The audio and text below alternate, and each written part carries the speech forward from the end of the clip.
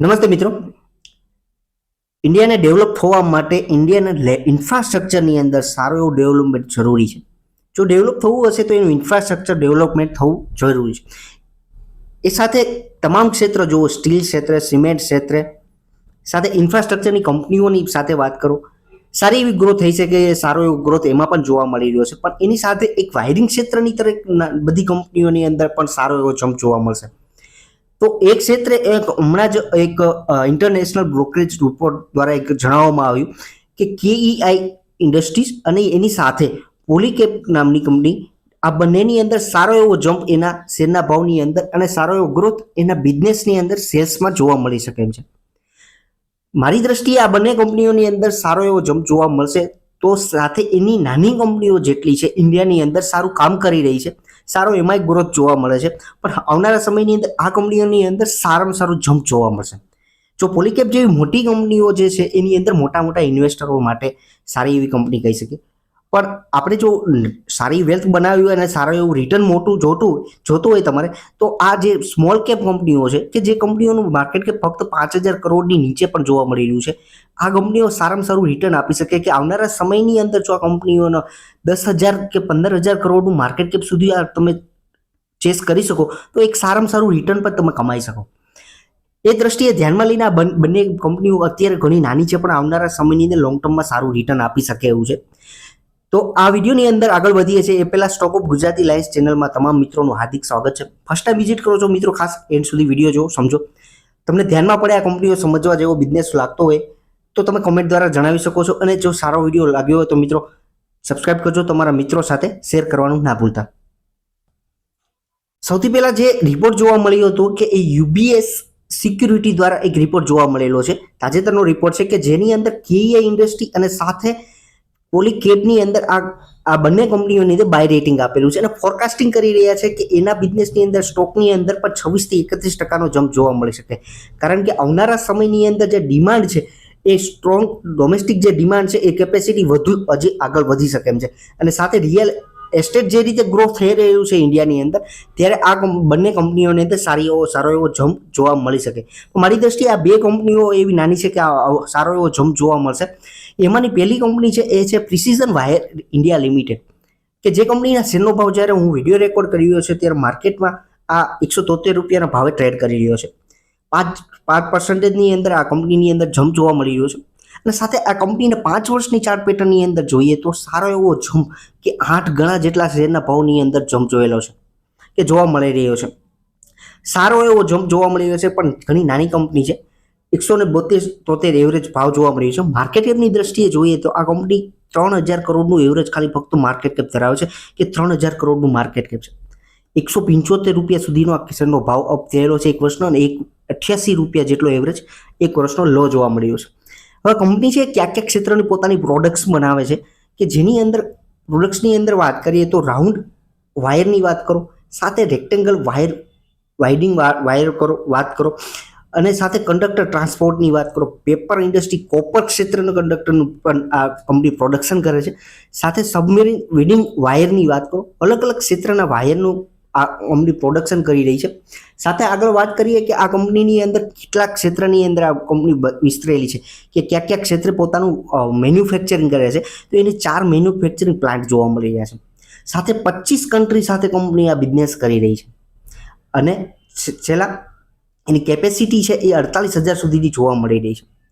સાથે વાત કરીએ સેલ્સ ગ્રોથ વિશે કે આ કંપનીનો સેલ્સ કેટલો થયેલો છે, કે હાલમાં કેટલો સેલ્સ કરી રહી છે, કે જૂન 2021ની અંદર 531નો સેલ્સ, 826નો 2022ની અંદર અને 803નો 2023ની અંદર જોવા મળ્યું છે જૂન. અને જૂન 2024ની અંદર હાલની દ્રષ્ટિએ 955 કરોડનો સેલ્સ છે.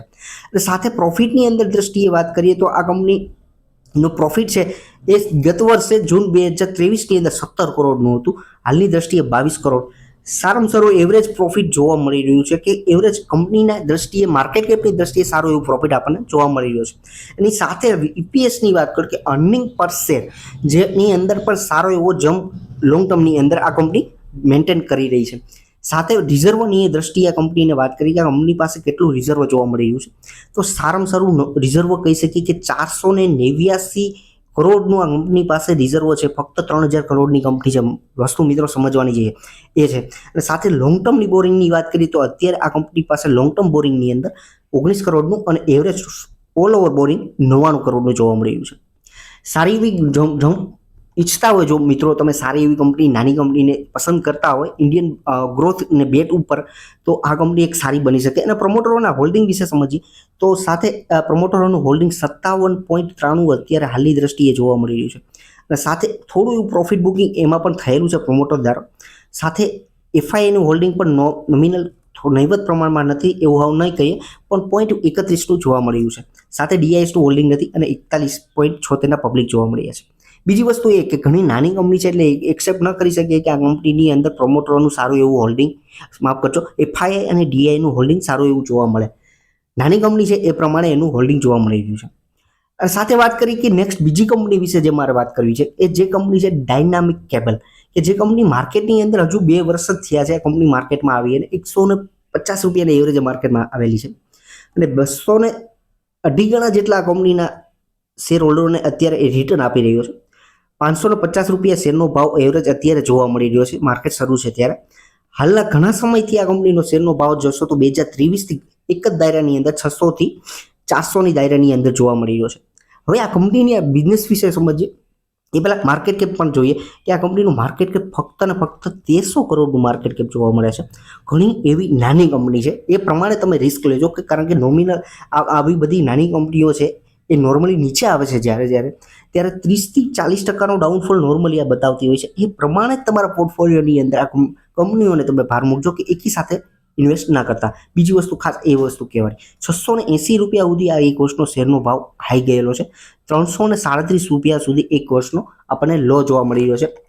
આગળ વાત કરીએ કંપની કયા કયા પ્રકારના વાયરિંગ ક્ષેત્ર બિઝનેસ કરે છે તો એની અંદર અલગ અલગ સારી એવી રેન્જની અંદર પ્રોડક્ટ્સ છે કે 66 કેવીના કેબલની વાત કરીએ, પાવર કેબલ એ રાઉન્ડ અલગ અલગ પ્રકારના એલવી કોપરના વાત કરો, એલવી કોપર પાવર કેબલ, સાથે એલ્યુમિનિયમની અંદર વાત કરો, અરમાઉન્ડની વાત કરો, એલવી કોપરની વાત કરીએ, એલ્યુમિનિયમ ફ્લેટ કેબલની વાત કરો. સારા એવા અલગ અલગ ક્ષેત્રના આ કંપની પોતાના વાયરિંગની અંદર પ્રોડક્શન કરે છે. સાથે ક્લાયન્ટ બેઝ વસ્તુ સમજીએ, બહુ અગત્યની કે આ કંપનીની એટલી નાની કંપની છે કે ફક્ત 1300 કરોડનું માર્કેટ કેપ છે, પણ સારા એવા ક્લાયન્ટ આ કંપનીના જોવા મળી રહ્યા છે કે જેની અંદર જોશો તો ગવર્મેન્ટ ક્લાયન્ટની અંદર સારી એવી કંપનીઓ છે કે ભેલ છે, CESC છે, સાથે NTPC છે. અને વાત કરીએ કે દિલ્હી મેટ્રોની વાત કરીએ, સારી એવી કંપનીઓ આ કંપનીના ક્લાયન્ટ છે.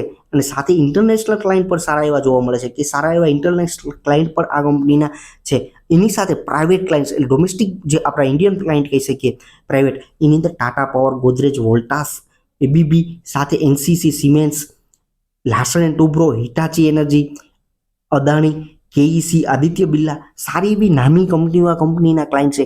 ખાસ બીજી વસ્તુ એ કે ઘણી નાની કંપની છે અને સાથે સારું ક્લાયન્ટ બેઝ છે, સાથે સારો એવો સેલ્સ ગ્રોથ પણ એનો જોવા મળે છે. સેલ્સ ગ્રોથની અંદર વાત કરો તો આ કંપનીની પાસે ક્વાર્ટરલી રિઝલ્ટની સેલ્સ જોશો તો જૂન 2022ની અંદર 158નો સેલ્સ હતો, જૂન 2023માં 181નો, જૂન 2024ની અંદર 209. સારો એવો જમ્પ અત્યારે જોવા મળે છે કે 2 વર્ષની અંદર અત્યારે આપણને.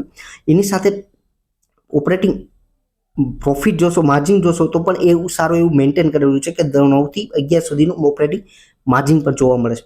સાથે પ્રોફિટની અંદર વાત કરું કે જે 2 વર્ષ પહેલા 7 કરોડનો થતો હતો 11 કરોડનું 1 વર્ષ પછી અને હાલમાં એ 12 કરોડનો થાય છે. સારો એવો EPSમાં પણ ગ્રોથ જોવા મળ્યો છે. ગત ક્વાર્ટર કરતાં ડાઉનફોલ 1-2 કરોડનો ડાઉન જોવા મળ્યો છે. સાથે બીજું વાત કરીએ કે આ કંપનીની પાસે રિઝર્વ છે કે લેણું છે, કંપનીની ઉપર લેણું છે. કેટલું છે તો કે શોર્ટ ટર્મનું લેણું છે 114 કરોડનું છે અને સાથે લોંગ ટર્મ બોરિંગની વાત કરીએ તો 6 કરોડ અને સાથે ઓલ ઓવર જોશો તો 119 કરોડનું બોરિંગ, પણ સાથે કંપનીની પાસે 192 કરોડનું રિઝર્વ પણ જોવા મળી રહ્યું છે. સારી એવી કંપની છે કારણ કે ક્લાયન્ટ બેઝ બહુ સારા કંપનીના જોવા મળી રહ્યા છે. સાથે પ્રમોટરોના હોલ્ડિંગ વિશે વાત કરીએ તો પ્રમોટરો દ્વારા જે 74.36નું હોલ્ડિંગ ધરાવતા હતા એ હાલની દ્રષ્ટિએ 68.17નું હોલ્ડિંગ પર્સન્ટેજ બેઝમાં આપણને જોવા મળી રહ્યું છે. સાથે બીજી વસ્તુ વાત કરીએ કે એફઆઈના હોલ્ડિંગની અંદર ધીરે થોડો વધારો પણ જોવા મળે છે કે જે 0.10નું હોલ્ડિંગ હતું કે 0.35નું હોલ્ડિંગ હતું એ 0.39 સુધી જોવા મળે છે. અને સાથે ડીઆઈએસના હોલ્ડિંગની અંદર વાત કરીએ તો સારા એવા હોલ્ડિંગ 2.34 સુધીનું હોલ્ડિંગ ડીઆઈનું પણ જોવા મળે છે. બહુ સારી વાત કરી છે કે 1300 કરોડની કંપનીની સાથે FIDIનું પણ હોલ્ડિંગ થોડું પણ છે ખરું. અને સાથે વાત કરી કે પબ્લિકની કે 29% જોવા મળી રહી છે. બંને કંપનીઓ વાયરિંગ ક્ષેત્રની અંદર લોંગ ટર્મ પર્પઝ માટે તમે વિચારતા હોય હોલ્ડિંગ કરવા માટે તો આ ઘણી કંપનીઓ નાની છે અને સારો એવો ગ્રોથ લોંગ ટર્મમાં તમને મળશે જ, કારણ કે જે રીતે ઇન્ફ્રાસ્ટ્રક્ચર ડેવલપ થયેલું છે ત્યારે આ કંપનીઓની ડિમાન્ડ વાયરિંગ ક્ષેત્રની ડિમાન્ડ સારી જોવા મળશે. એન સુધી વિડીયો જોયો છે તમામ મિત્રોનો ખૂબ ખૂબ આભાર. એન સુધી વિડીયો જોયો છે તો ફ્રી ઓફ ફોલો કામ છે, સબસ્ક્રાઇબ કરો ના ભૂલતા અને લાઇક બટન આપવાનું ના ભૂલતા. Thank you.